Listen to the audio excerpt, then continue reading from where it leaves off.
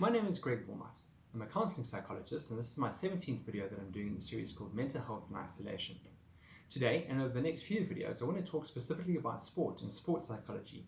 Undeniably, the COVID-19 pandemic, globally and nationally, has had a massive impact on sporting schedules, on athletic lifestyles, on fixtures at school, provincial, national, and international level. And I want to talk a little bit about some of the impact of that. Although I'm a counseling psychologist, I do have an abiding interest in sport and sports psychology, and I work a lot with schoolboys, schoolgirls, professional and semi-professional athletes in a range of sports, from anything from cricket to rugby, hockey, tennis, running, water polo, horse riding, and even ballet are things that I've done. I joined a webinar on Monday evening with a group of sports psychologists, other practitioners, athletes, and the like from the UK. And they shared some of their insights and thoughts about the impact of the pandemic in the UK and also kind of globally. Something that I took away as quite an important message is about how many different domains of the athletic life and lifestyle that the pandemic has affected people. There was a lovely description about Maslow's hierarchy and about the importance of safety and security in many other areas that have not only affected the general public life, but certainly athletes at professional and semi-professional level, but also schoolboy and schoolgirl athletes. I want to reflect a little bit today on about loss and the idea of loss and how that might tie into kind of sport and sports psychology. The change that we've experienced now in the last kind of 5-6 weeks has been really significant because we've now seen a huge change to kind of schedules, to fixtures, to people's intentions about their own athletic endeavors and the particular goals that they would have in mind. I've certainly seen in the past, working with athletes who are injured or experience significant setbacks, that any change in identity or loss about competition or training or even just part of that team cohesion is a significant loss to identity. And that comes with a whole range of kind of negative impacts emotionally, socially, psychologically, and even in relationships. So I want to talk a little bit about that today and to be able to offer some practical tips and tools for all our athletes and sportsmen and women across South Africa and globally about some practical things that you can do to kind of keep you carrying on. Now, although loss might be a bit of a weird thing to talk about in relation to sport and the pandemic, the loss of identity and the loss of routine and the loss of kind of competition, even loss of team cohesion and that support are really big factors that will affect an athlete's mental health and their well-being. The loss of not being able to go to training, not being able to kind of hang out with your teammates, and even the loss of competition where we get to express ourselves, being able to kind of, whether that be physically, mentally, emotionally, tactically, and otherwise, and now a sudden change to nothing will undoubtedly have a major impact on a great many athletes. We've seen now too, some weeks ago, that they've cancelled the Tokyo Olympics, and various other world championships and competitions and fixtures and all sorts are being kind of rescheduled for later this year or even in 2021.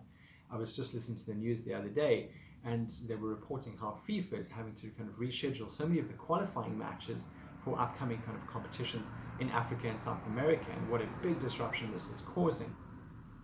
Now obviously for a great many athletes, whether you're schoolboy, schoolgirl, or professional, semi-professional, you've probably become used to kind of having a daily or a weekly routine of waking up early, going to gym, training, joining group training sessions, and then once or twice a week having fixtures and competitions where very big investments in kind of winning or losing becomes a major part of your identity and the reason that you're getting up every day.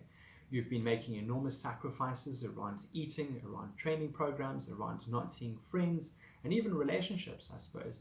And now with the lockdown and the restrictions that we've had over 5 weeks to not be able to kind of go out and train, go into public spaces, go for runs, go riding, etc., has had a major impact, no doubt, on a great many athletes' identity, lifestyle, and emotional and psychological wellness. This is why I think that loss is quite an important thing, because the impact of the loss of this identity and loss of activities and competition will have a huge array of emotional and psychological impacts that are going to display in so many different kinds of ways.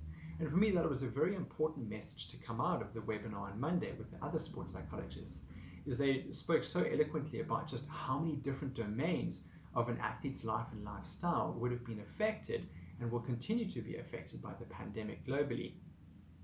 A great many people have used to kind of various routines and being able to express themselves emotionally and physically to release some very strong emotions. And this is what we would call sublimation.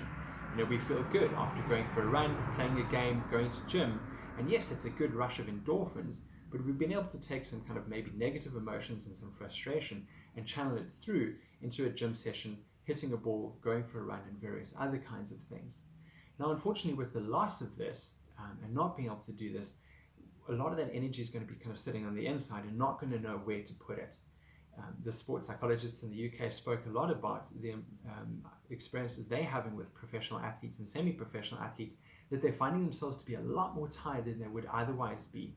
They are used to very heavy training loads and gym sessions and a whole bunch of things, but now with not doing a lot of activity, they're actually experiencing a lot more tiredness. And that's because our system generally kind of withdraws and shuts down to be able to protect ourselves, but also there's a huge amount of emotional stress and worry happening underneath the surface. And although we can't see it, we might feel it a little bit. That emotional kind of washing machine, I suppose, as it were, becomes really, really quite taxing.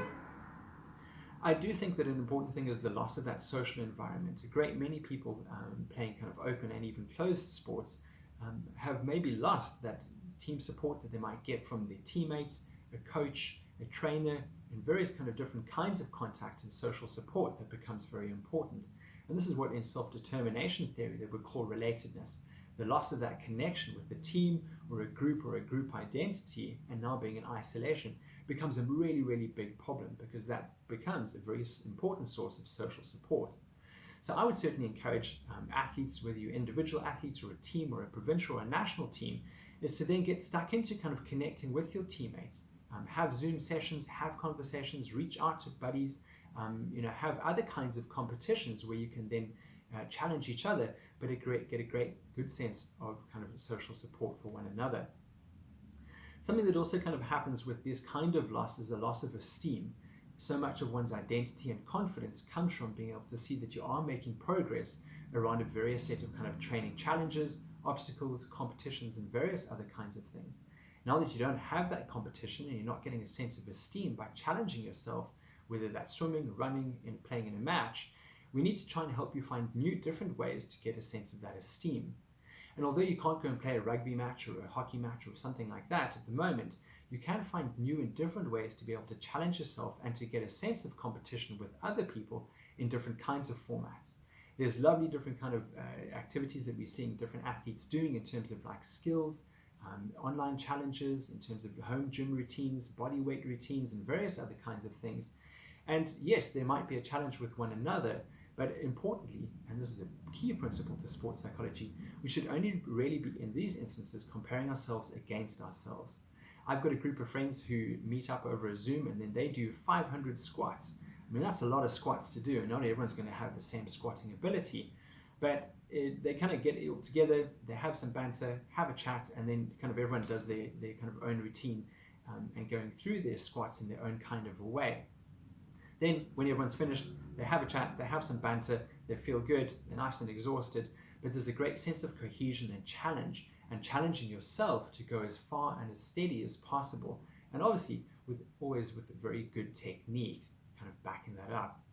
So I would encourage athletes at the moment, although there might be a sense of loss of competition and challenge, go and find new and different ways to be able to challenge yourself, and that might be something as simple as doing yoga, Pilates, baking bread, doing gardening, and other kinds of projects, but challenge yourself against yourself rather than an external source of competition and comparison.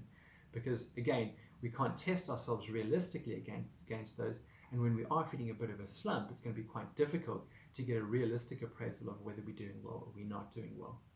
So I'm going to kind of carry on with a few more videos and some practical ideas to talk about what you as an athlete or an enthusiastic kind of amateur might be able to do to kind of keep your own happiness and wellness going, but particularly within a sport and a sports psychology context.